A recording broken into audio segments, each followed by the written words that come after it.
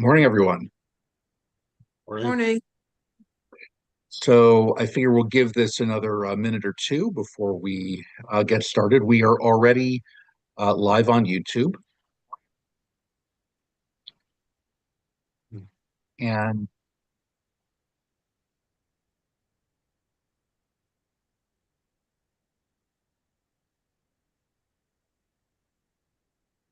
okay, let's see. I think I'm hearing a little bit of echoing.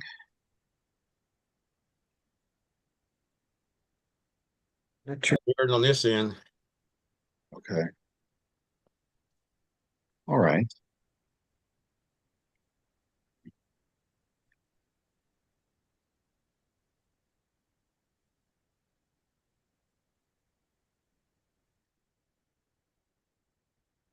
Let's see.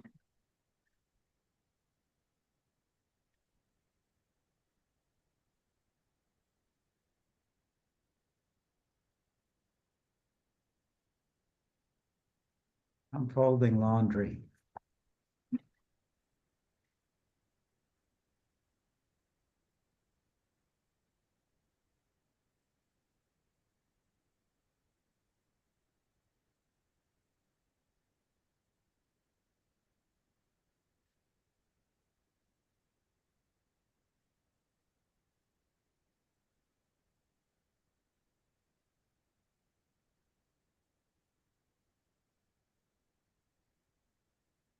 All right, let's try this. See if this still works.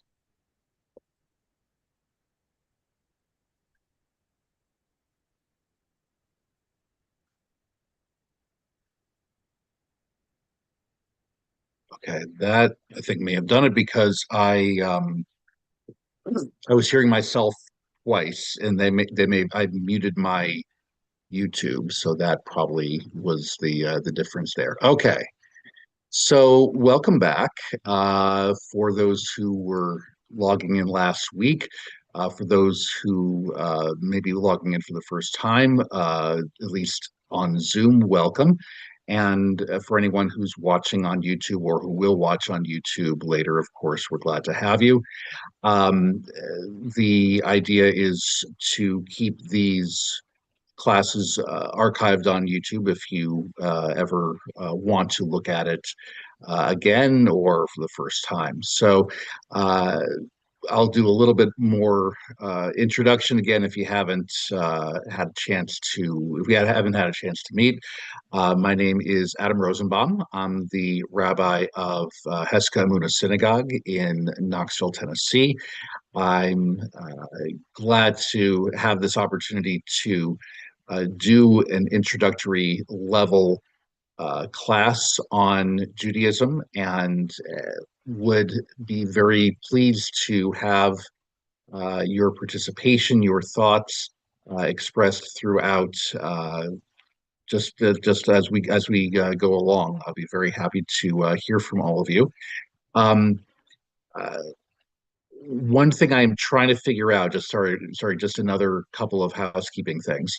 One thing that I'm still trying to figure out is the best way to share the documents that we utilize in our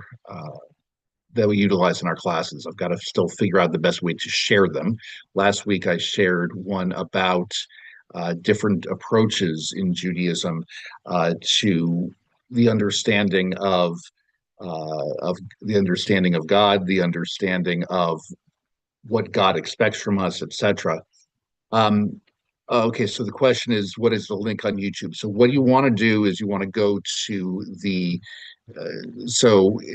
I have a YouTube page, which is uh, which is simply called Rabbi Adam J. Rosenbaum. So if you go to YouTube and type in my title and my name, you'll get to the videos that I've published, and this is one of them. So we have the one from last week, and then we're going to do this week as well, of course, and going forward. Um, the idea, if you haven't yet gotten a sense of it, is that we are doing this on Zoom every week, Sundays, 10 a.m. I don't know necessarily how long this class is going to go. I think it's going to depend on participation. It's going to depend on how long the discussion takes us. But I, at the very least, I've got it in my calendar through the middle of December, and then we'll kind of keep going from there. Um, Before we get to this week's topic, does anyone have any particular questions, anything from last week, anything in particular that you want to address? Rabbi, were you able to mail out that art that you had, or email it out? So, yeah, I think I mentioned just before you logged on. I'm still waiting for I'm still trying to figure out the best way to do that. To do a link. So, one thing that I would, and one way that I might do it is, I mean, basically, I'm just going to try to share one of my folders on Google Drive or something like that. I want to figure out the best way to do that because I haven't done much of that in the past. But once I do, I will let you know. One other way that I share the information from this class is on my Friday emails that I send to Heska Amuna Synagogue. If you, As I put the link to the previous week's class on those in the body of those emails. So if you are not yet subscribed to the Heska Amuna emails, I would encourage you to contact Heska Amuna, the office, and if you're not already signed up, we'll get you signed up. So that will be another way. So I'm hoping in the next week or two to get all that figured out. So thanks for your patience on that. Any other questions before we go into this week's topic?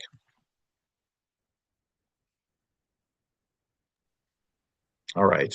I have one, So Rabbi. please. Um, at any point, will you have, I forget what it's called in college, it's been so long, but like an index or a list of topics you're gonna cover and doesn't necessarily have to be in order? In other words, will I have a syllabus? Yeah, I'm that's what it's hoping, called. yeah. No, it's all good. Yeah, I'm hoping in the next couple of weeks to establish that. Part of this is thanks for your patience as I kind of work this out as we go along. This is while I've done introductory level classes before in person, this is the first one I've really done primarily on Zoom. So I'm still kind of figuring out what the right pacing is. But yeah, but at some point we will, at some point I will do that. So thank you for the reminder. Thank you. Sure. All right. All right. So if we're good for the moment, then I want to go into the topic of the week, which I entitled, I believe, on YouTube, "The Books That Started It All." And I essentially want to go into uh, having everyone understand, or at least begin to understand, the importance of Tanakh in the in the foundations of Judaism. And what is Tanakh? Tanakh is actually it's a Hebrew acronym. Tanakh is three Hebrew letters, one standing for each section of what we call the Hebrew Bible. The first one is Torah, which refers to the five books of Moses. The next letter is an N sound. It's a nun, and it stands for Nivi'im. Nivi'im means prophets. These are the books of the prophets, and we'll get into what I mean by the books of the prophets. It's not always it's not simply all the stuff the prophets say. There's a little bit of everything in that.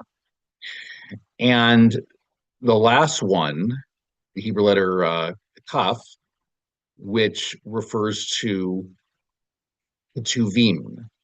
Ketuvim means the writings. The writings are all the books in the Hebrew Bible that honestly didn't fit into the first two categories. It's basically, if you watch Jeopardy, it would be called the potpourri section, if you will. It's all the other books that made it into the Hebrew Bible but didn't fall into the first two categories. So before I go further into that, I want to explain what I mean by Hebrew Bible and why I like to use that phrasing. Um, there are uh, oftentimes you will hear people refer to what I call the Hebrew Bible. You'll hear other people refer to it as the Old Testament. Now, the Old Testament is not my preferred term for it, at least in Jewish circles, because Old Testament presumes that there is, of course, a New Testament. And while that we note that there is a part of the Bible accepted by Christians known as the New Testament, that is not part of the Jewish biblical canon, right? So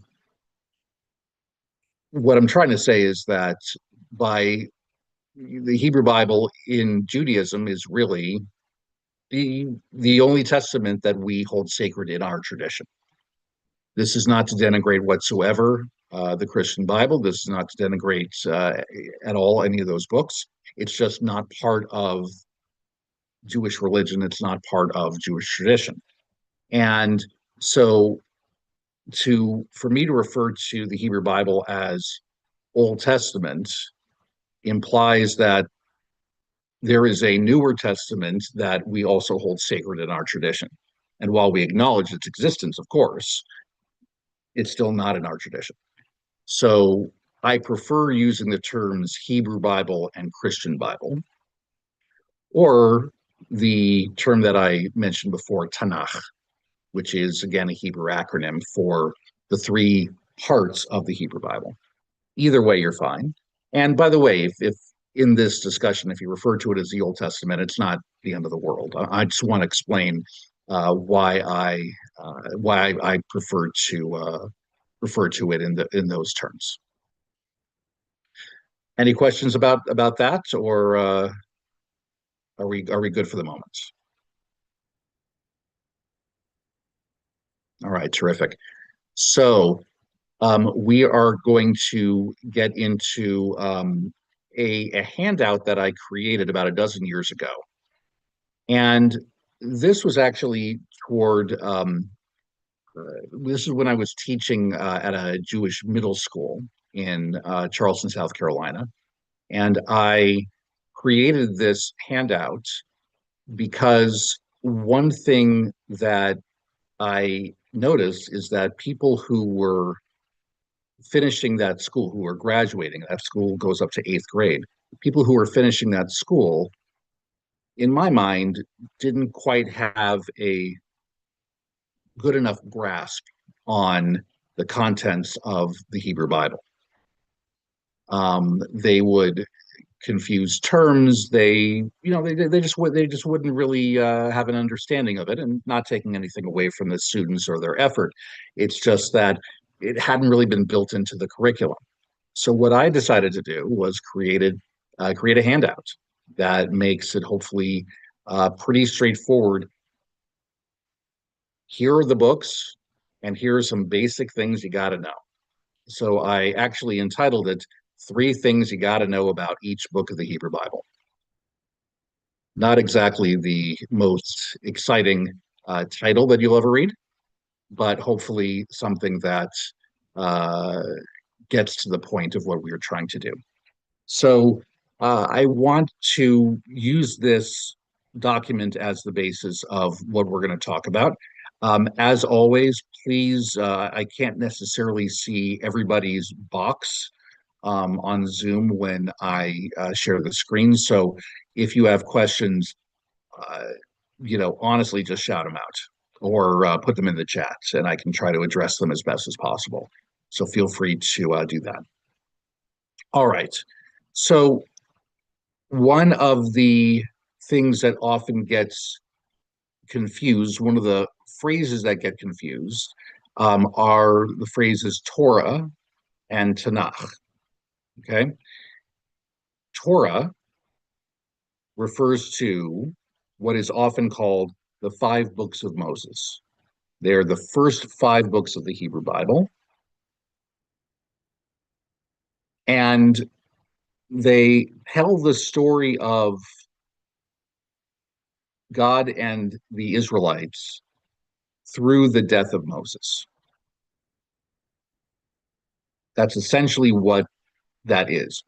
So one of the things that you will hear every once in a while, somebody make the understandable mistake of, oh yeah, the stories of King David, those are in the Torah, right? They're not in the Torah. They're found in the Tanakh. They're found in elsewhere in the Hebrew Bible, but they're not actually in the Torah. So just knowing that distinction, I think, helps. When we talk about the Torah, at least today, we're talking about specifically the five books of Moses. With that said, you may also hear in Jewish parlance from time to time this idea of learning Torah.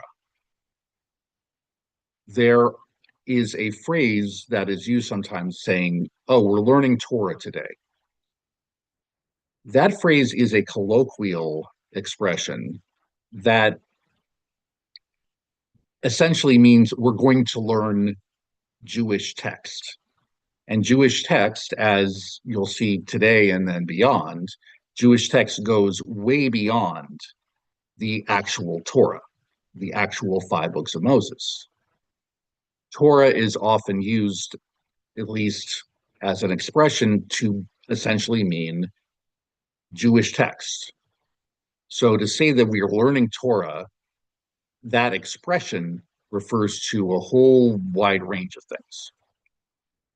But in terms of what the Torah is, and certainly in our purposes of today, again, we're talking about the five books of Moses.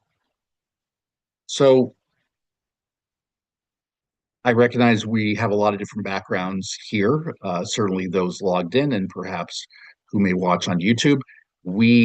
Uh, I recognize that for some of you, some of these books are going to be very familiar to you. So I'm not necessarily going to, get into great detail on each one. But again, I tried to create this as just sort of a little bit of a shorthand in terms of what to expect when you delve into these books. So the Torah has five books: Genesis, Exodus, Leviticus, Numbers, and Deuteronomy. I have the Hebrew names for these texts all in parentheses, and at some point we could talk about those as well. Genesis, I imagine a lot of people are familiar with that. I, of course, am referring to the first book of the Hebrew Bible. I'm not referring to the band that included Peter Gabriel and Phil Collins. Genesis, in which, of course, you have the story of the creation of the world, the flood that follows, then the covenant with Abraham of everlasting blessing for him and his descendants, and then going on to his son Isaac, and then Isaac's son Jacob with his 12 sons, which are the beginning of what we call B'nai Yisrael, the people of Israel. So it talks about those initial generations. That's what happens in Genesis. There's a lot of stories, a lot of some of the most familiar stories you see in the entire Hebrew Bible you find in the book of Genesis. The book of Genesis leaves off where Jacob has died and his remaining 12 his 12 sons are settled in Egypt. That's where the story leaves off. When the book of Exodus begins, the descendants of those 12 sons have been living in Egypt for a bit of time. A new pharaoh arises, and out of fear, he decides to enslave the descendants of these tribes, of the children of Israel. And you have the story of enslavement and then liberation, the story of Moses, the 10 plagues, leading the Israelites out of Egypt, and then they leave Egypt, they go into the wilderness, and they receive the 10 Commandments, a description of the story of the golden calf and the breaking of the tablets, and then renewal of those tablets and the commandments. Those are the big highlights of Exodus in terms of plot. But there's a lot of this book that really is talking about the beginning of the temple cult. And by cult, I'm not referring to, infamous infamous dealings of sort of fringe religions. I mean, but I'm essentially talking about um, the process of worship in ancient Israel, which involves sacrifices. And in order to do that, you had the Mishkan, a portable tabernacle built, and people appointed to do certain roles. So a good chunk of Exodus, or at least the second part of Exodus, is a description of all those things. That leads us into the book of Leviticus, which has almost no plot whatsoever. I'm not trying to say it isn't important, but there's no plot, very little.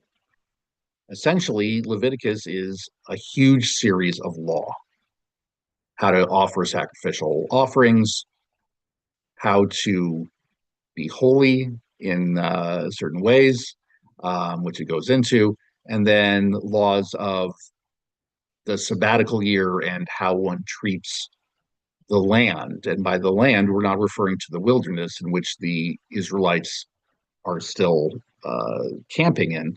We're referring to what will be their land, the land of Israel.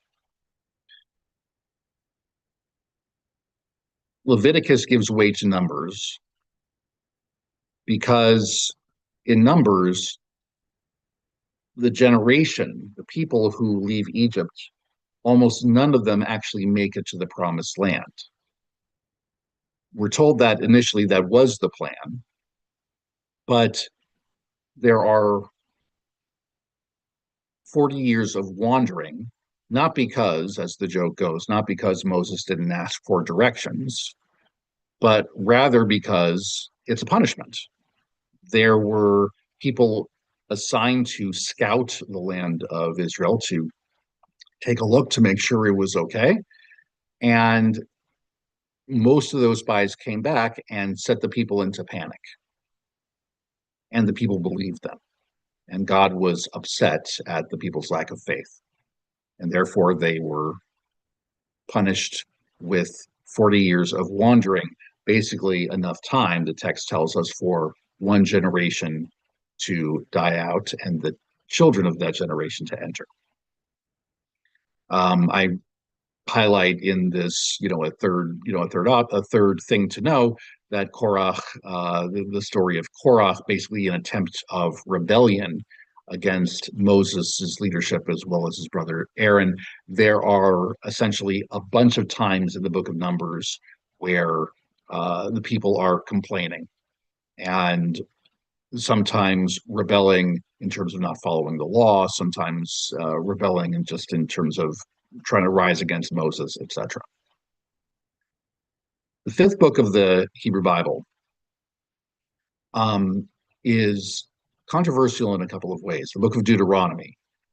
It is in many ways a repetition of laws that we already learned about in the first 4 books of the Torah, and including a repetition of the 10 Commandments.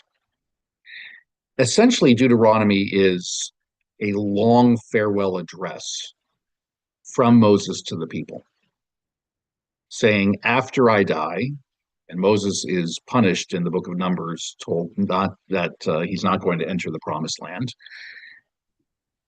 So he says, okay, you're going to be going on without me. and it's in your hands. Are you going to follow the laws or not? If you are, good things will happen. If you're not, you'll see what happens.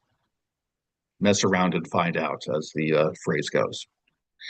And again, Deuteronomy ends with the death of Moses. So that is the Torah. Now, as we will talk about in a subsequent class, when we talk about our, modern Jewish worship, one of the things we do is that one of the centerpieces of our Sabbath and holiday services is to read from a scroll that has those 5 books of the Torah in it. So, in terms of what's more important or what's less important, I don't want to denigrate the importance of any of these books. But in terms of the foundational text, you always go back to the Torah. You are always, this is the original of the originals. So these 5 books remain the ultimate foundation of Jewish life, of an understanding of what it means to be Jewish. Now, do the rules and do the ideas of the Torah always translate to the way that we understand how to be Jewish today? They don't. Which is, in a way, a little bit of what I talked about last week, and also things that we will talk about more and more as we go along. But it is it's the original. It's the original from which everything grows from there. Okay, so that's a very brief introduction to what the Torah is in terms of the 5 books of Moses. Do you have any questions up to this point? I have a question. Is Bnei Yisrael the same as the 12 tribes? Yeah, I mean, I think I would say they're interchangeable in certain ways. Bnei Israel refers to the children of Israel, right? Yeah, Which children, yes. right, which literally refers to, I mean, at least its original meaning means literally the children of Israel, Israel being another name for Jacob. So the children of Jacob, right, make up, they were the different tribes were named for them. They're the offspring of those children. So what I would, so yeah, I mean, they are essentially interchangeable terms, but we also, I mean, one of the things that we'll learn about in later on in biblical history is that essentially most of the tribes wind up being exiled and their lands destroyed. And really, the remnant of the children of Israel really comes from only 1 or 2 tribes after that. All right. But certainly, in the early Bible, they really are pretty much the same idea. Okay, thank you. Cool. All right. All right. Just making sure. Rabbi, Yes, please. how and when and why are the stories that are contained in and I don't mean anything disrespectful when I say stories, Nevi'im and Ketuvim introduced into our practice and our ritual of following traditional Judaism or conservative Judaism? Yeah, no, I mean, it's a good question. And so I'll try to have a quick summary now, and then we'll, hopefully it'll unfold as we go along. The So in terms of ritual, whereas the idea is that we are, as Jewish communities, we are reviewing lessons of the Torah on a yearly basis. Every week there is a conversation about the Torah portion of the week, We're always going back to these stories. We're always going back to these passages.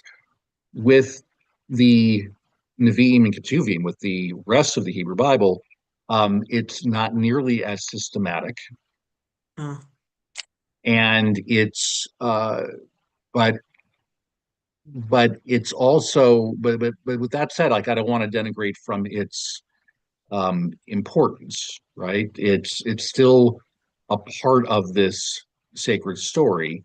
It's just that we don't typically go through it with the same kind of, all right, it's this week we're going to talk about this. It's that week we're going to talk about that.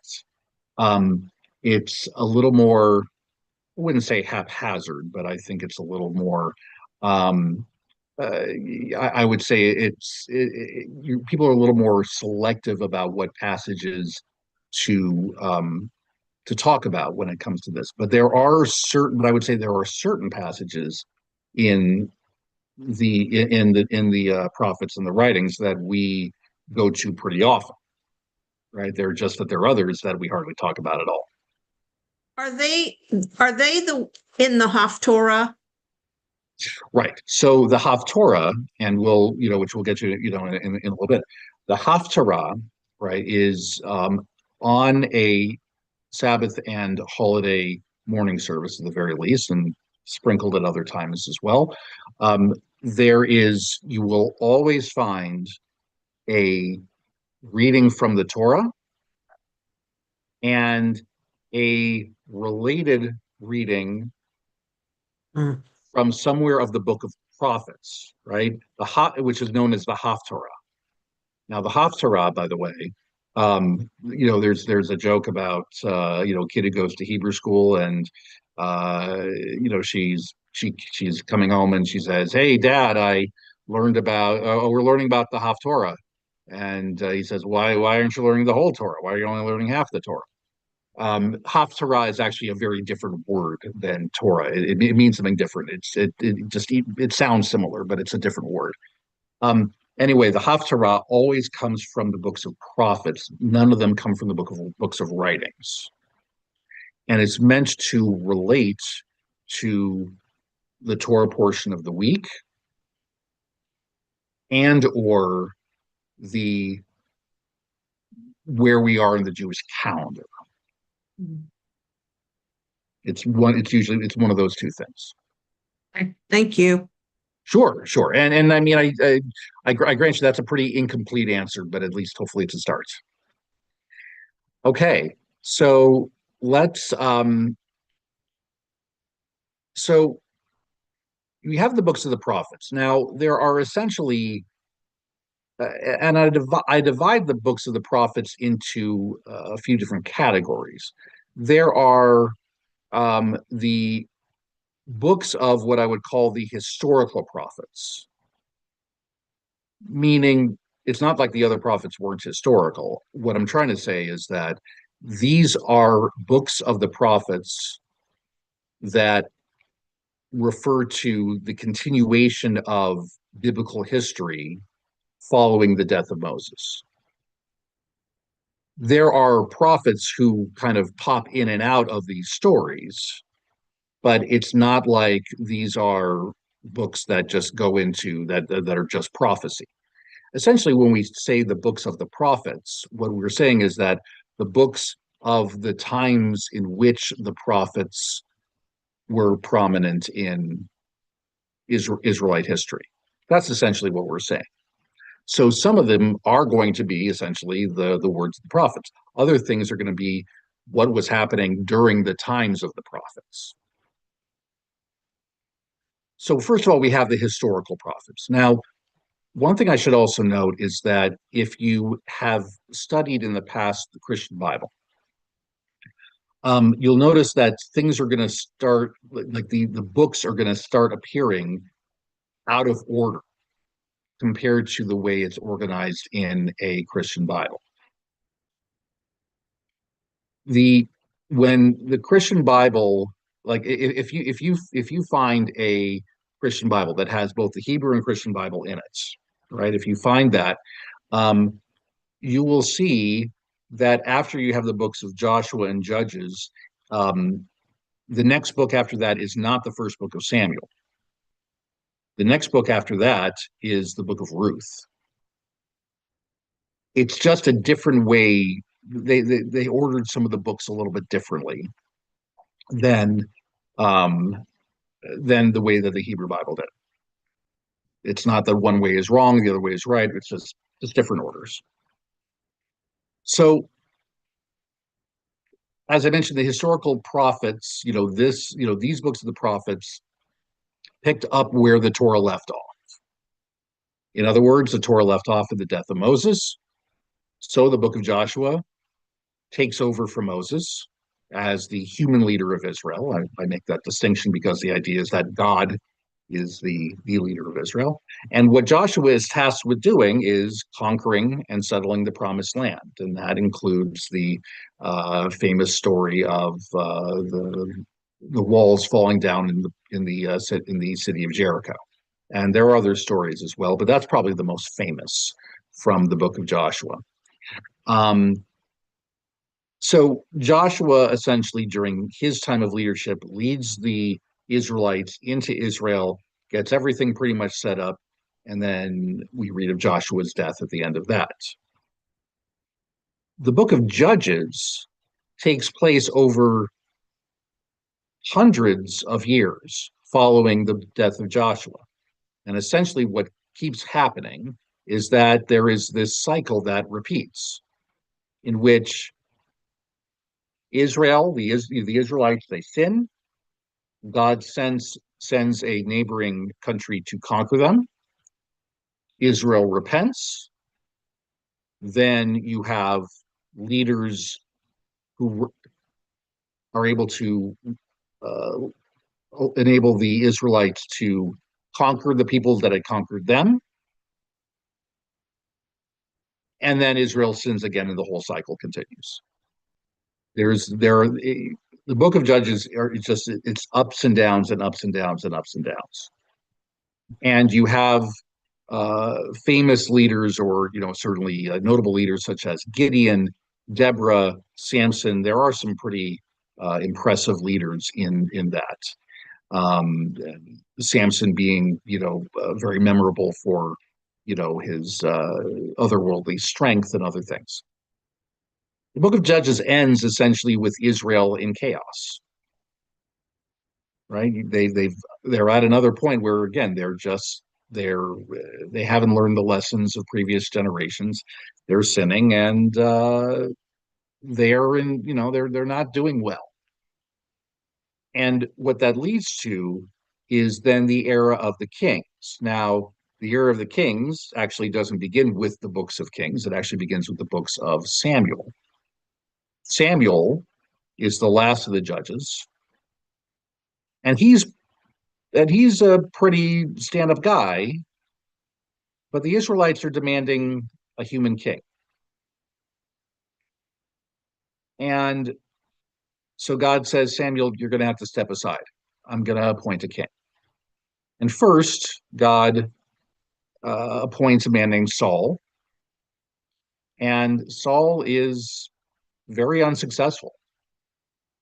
He's not very good at it. If you follow my weekly blog, I'm in the midst of the whole rivalry between Saul and David. David is the one who is chosen to take Saul's place, and there's this long rivalry, this cat and mouse game between Saul and David for the rest of it. It ends with Saul's death. Saul is killed in the battlefield. And David, in the second book of Samuel, takes over, establishes Jerusalem as the capital of Israel. David is wildly successful at first, but then he starts to go downhill when he takes up with Bathsheba, and he's basically ineffective near the end of his life. But King David is, easily, I would say, the most famous of the Israelite kings. When you go into the books of Kings, Solomon, one of his sons, takes over and does a pretty good job for a chunk of it, a chunk of his time. And he builds the temple, builds the first temple in Jerusalem. But Solomon is married to a lot of different women, which was allowed in that time. And some of those women led Solomon to idolatry. And because of that, God punishes Solomon and splits the Israelite kingdom into two. You have the north and the south. Now,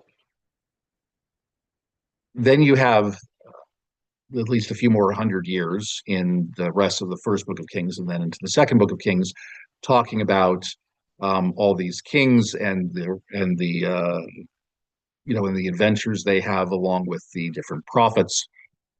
And most of the kings of Israel are not very good, at least according to the author.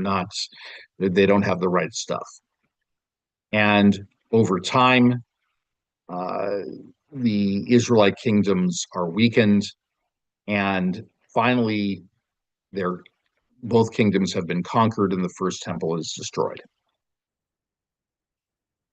That's where the stories, the historical prophets, that's where things end up. There are going to be a handful of other stories in the Hebrew Bible that talk about things that happen subsequent to that, but for the most part, that's really, kind of the heart of biblical history. But as I mentioned, we're talking about the books of prophets, and there are a bunch of different prophets. There are 3 prophets considered to be major prophets. Those are Isaiah, Jeremiah, and Ezekiel. Why are they major prophets? Because they wrote more than the other prophets. That's really the only distinction. The books of Isaiah, Jeremiah, and Ezekiel are way longer than any other books of the prophets. Isaiah is probably the most, well, I don't know if he's the most famous of the prophets, but certainly he's certainly the most prolific. Jeremiah is oftentimes they call him the prophet of doom because a lot of what he had to say was pretty negative. And the idea was that he was there among the people when the first temple was destroyed. Ezekiel was far more, far more eclectic in the imagery he talked about, and he was very much focused on what a future temple would look like when a temple would be rebuilt. So those are the 3 major prophets. I am going to fast forward a little bit because there are 12 other prophets, 12 other books of prophets. They're called the minor prophets, again, because they just didn't write as much as the major prophets. And there are some names that you might wind up recognizing. There are other names that you might not wind up recognizing. One name you might recognize is the prophet Amos. Why would you recognize him? Well, Amos is famous, right? I mean, they're cookies, maybe. No, they're different Amos. But then you have, and so there's some that are very obscure like Obadiah, or Ovadia in Hebrew. Ovadia is 1 chapter. The whole book is 21 verses, but it's its own book. The book of Jonah is certainly a very famous prophet. The story of him and the fish that swallows him. But you're going to have other ones. You've got Zephaniah and Haggai, and my very favorite name in the entire Hebrew Bible, Habakkuk. I think that they don't make names like that anymore. Habakkuk. I mean, that's just a great name. Anyway, so you have a lot of these, quote unquote, minor prophets. The last one, known as Malachi. Malachi, according to Jewish tradition, Malachi is the last of the prophets, and that, according to tradition, prophecy ceased after this book. In other words, God basically stopped talking directly to prophets after this. So our tradition states. So those are so the books of the prophets are, it's a wide variety of things. Any questions before we go on?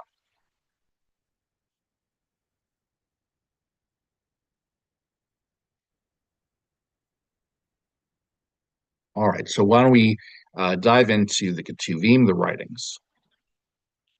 The writings I say uncategorized writings. I don't know whether it's just I couldn't think of a category, or whether there's a um, or whether it's just there really isn't a category. But some of these you're going to recognize.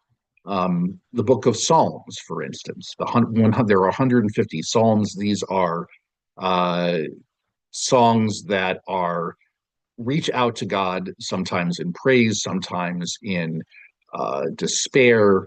Uh, there's a whole range of emotions in Psalms, and I find Psalms to be incredibly fascinating.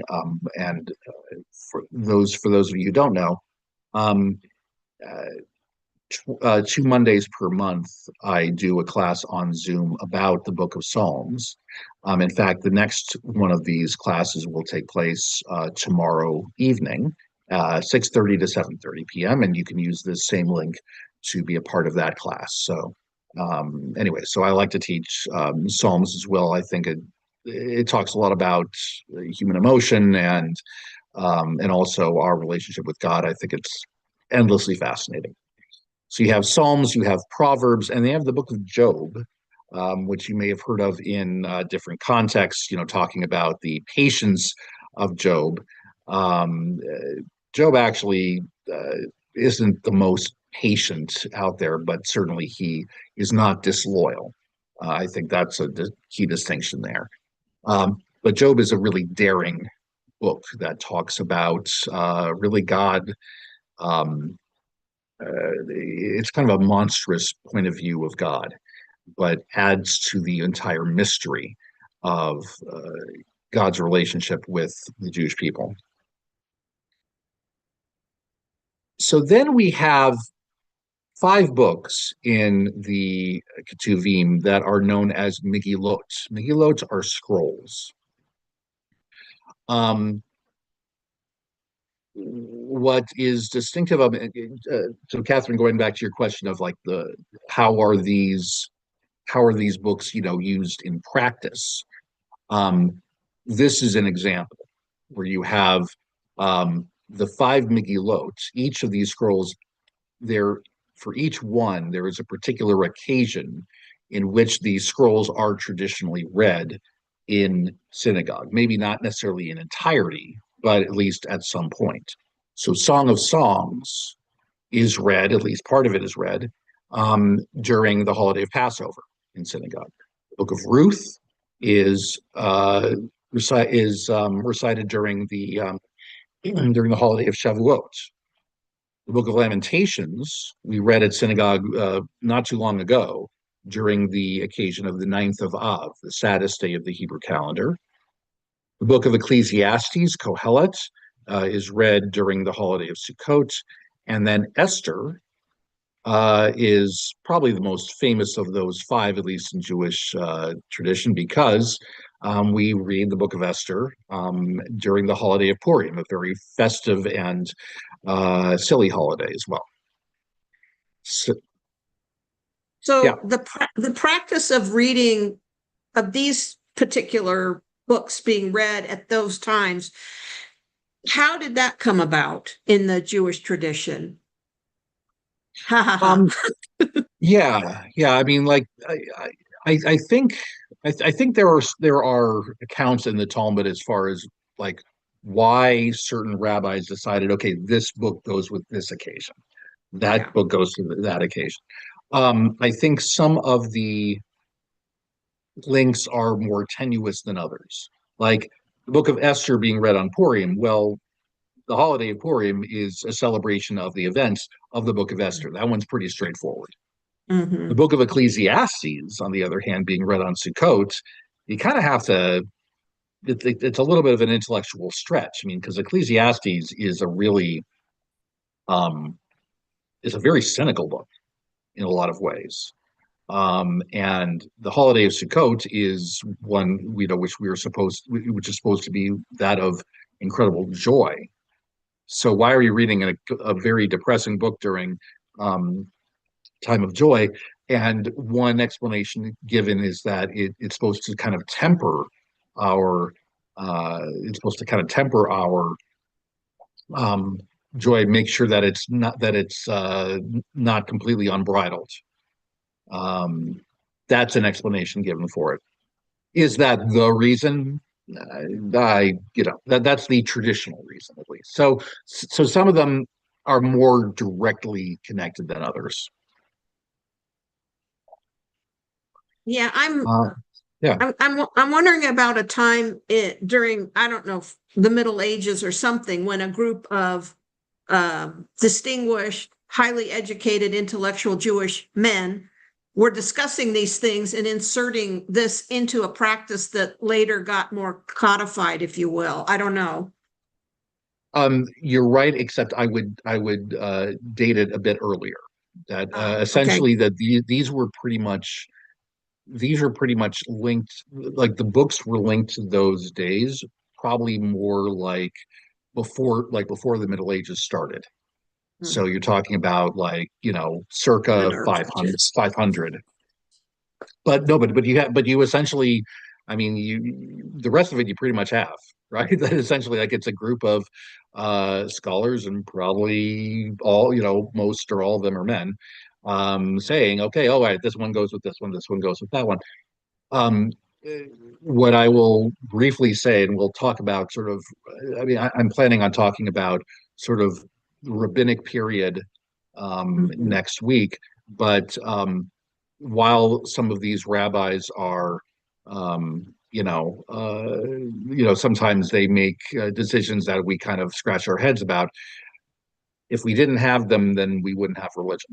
Like our religion may have died out without them. So they made decisions. Some of them work, and some of them, yeah, not as much. Um, but somebody had to make the call at some point, I guess. Okay. Okay.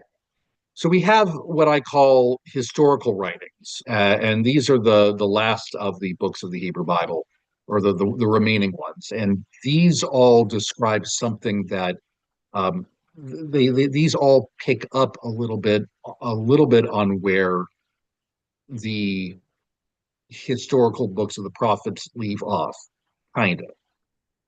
Essentially, so it's like a hodgepodge of things that have a particular plot. So one of them is the book of Daniel.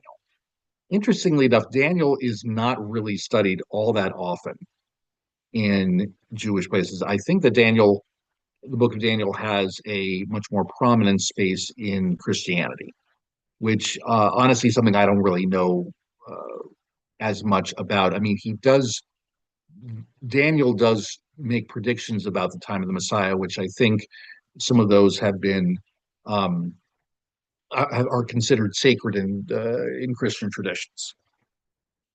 But for whatever reason, not as much uh, in Jewish tradition. You do have, of course, the story of Daniel in the lion's den. It's kind of one of those cliches um, that's kind of lasted.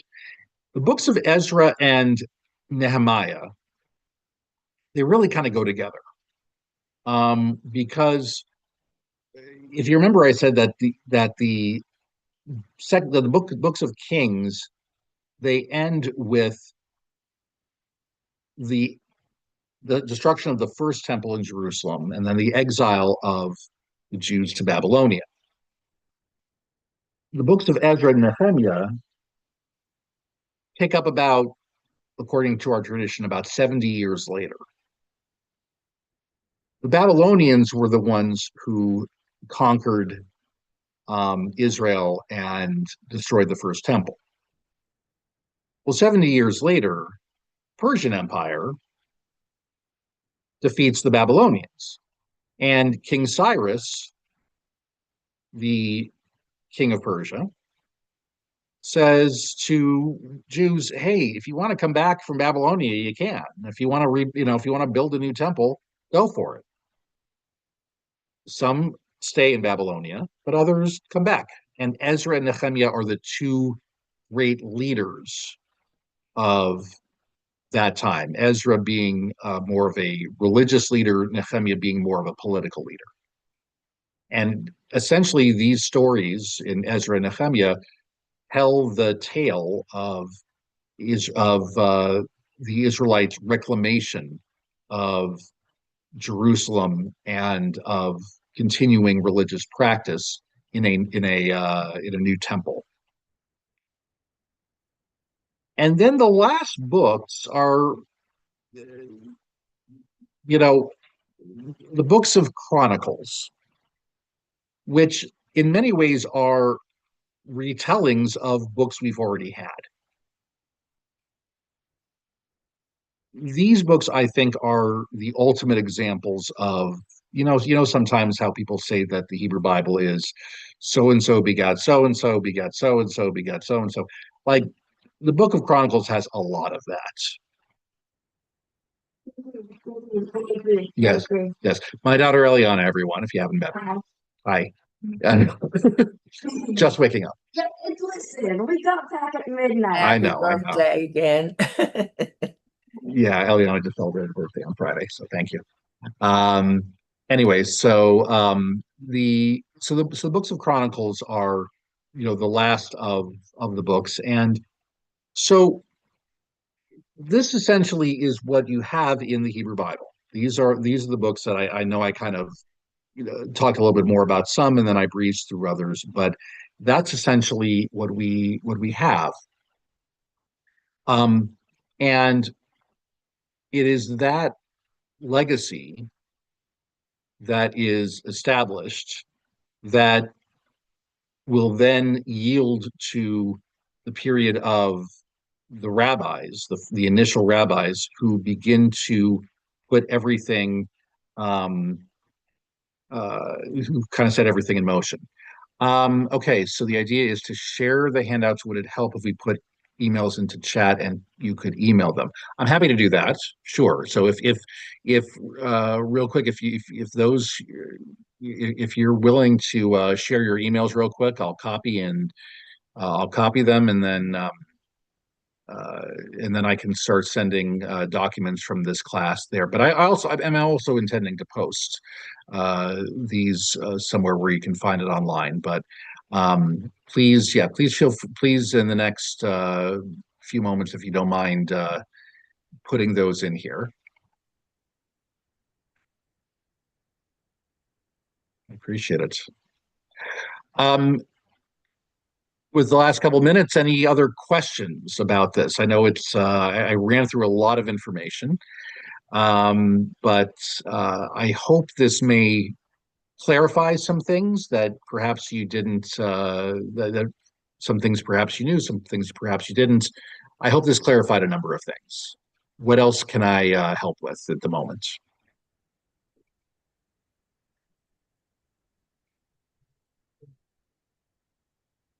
Yes, Will.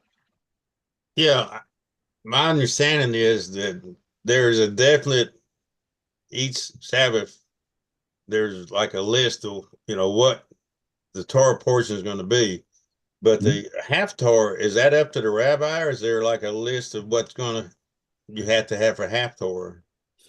Excellent question. Yeah, there is. Yeah, the Haftarah, there is essentially a list of what Haftarah you're supposed to do at any given time. The Yeah, I mean, I would say that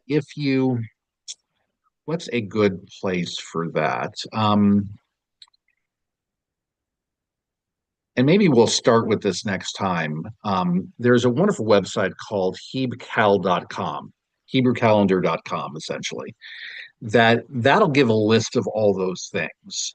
And it actually may behoove us to spend a little time at the beginning of next class going through some of that, because I think it will give a I think it'll give like a pretty good introduction to not only where you can find that information, but a lot more information as well. So, yeah, excellent question. Kind of related to that, kind of. At some point, will you cover what's in the Siddurim and why? Definitely, definitely. Yeah, I mean, no, yeah, no, absolutely, no, I mean, absolutely, no. It's you know, Jewish prayer is a whole other kit and caboodle in terms of what's in here, and I would say having the basis that we, have of the Hebrew Bible really makes a difference.